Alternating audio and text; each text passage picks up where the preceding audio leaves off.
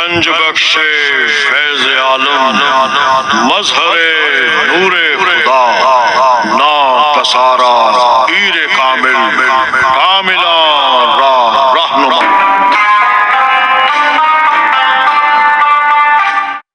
رائے راجو ایک بہت بڑا ہندو جادوگر تھا۔ لوگ اسے اپنے جانوروں کا دودھ دیا کرتے تھے، اور اگر اسے کوئی اپنے جانوروں کا دودھ کا نذرانہ نہ دیتا تو وہ اس کے جانوروں پر ایسا جادو کرتا کہ جانوروں کے تھنوں سے دودھ کی بجائے خون نکلنے لگتا۔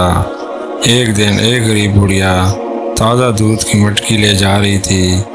آپ رحمت اللہ علیہ نے آواز دے کر بلا لیا کہ یہ دودھ قیمت لے کر ہمیں دے جاؤ۔ اس نے کہا کہ یہاں سے چاند قدموں کے فاصلے پر رائے راجو جوگی رہتا ہے، اور یہ دودھ اس کو پہنچایا جاتا ہے، اور اگر نہ پہنچایا جائے تو جانوروں کے تھنوں سے بجائے دودھ کے خون آنا شروع ہو جاتا ہے۔ آپ نے تبسم فرما کر کہا کہ یہ دودھ ہمیں دے جاؤ، تمہاری گائے کے دودھ میں خدا اضافہ کر دے گا۔ اس پر اس نے وہ دودھ آپ کی خدمت میں پیش کر دیا۔ آپ نے اس میں سے بقدر ضرورت نوش فرما کر باقی دریا میں پھینکوا دیا۔ بڑھیا نے گھر جا کر جب شام کے وقت دودھ دونا شروع کیا تو گھر کے تمام برتن دودھ سے بھر گئے، اور دودھ تھا کہ کسی طرح تھنوں میں ختم نہیں ہوتا تھا۔ جب اس بات کی خبر اس کے ہمسایہ دیہاتوں کو ہوئی تو دوسرے دن وہ بھی اپنی اپنی دودھ کی مٹکیاں لے لے کر آپ کے حضور میں حاضر ہوئے۔ آپ ہر ایک کی مٹکی میں سے تھوڑا سا دودھ لے لیتے اور باقی دریا میں پھینکوا دیتے۔ اس طرح ان سب کے مویشیوں کے دودھ میں بھی افزائش ہوتی چلی گئی، اور تمام گرد و نواح سے دھڑا دھڑ دودھ آنے لگا۔ آپ لوگوں نے رائے راجو جوگی کے پاس جانا چھوڑ دیا۔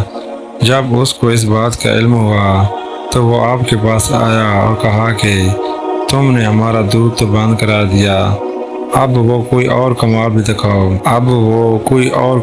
دکھاؤ۔ آپ نے فرمایا، میں کوئی شوکتہ گر نہیں بلکہ اللہ کا ایک عاجز بندہ ہوں، اگر تمہیں کوئی کمال ہے تو دکھاؤ۔ چنانچہ اس نے اپنے کئی کرشمے دکھائے، جن میں سے آخری یہ تھا کہ وہ ہوا میں اڑنے لگا۔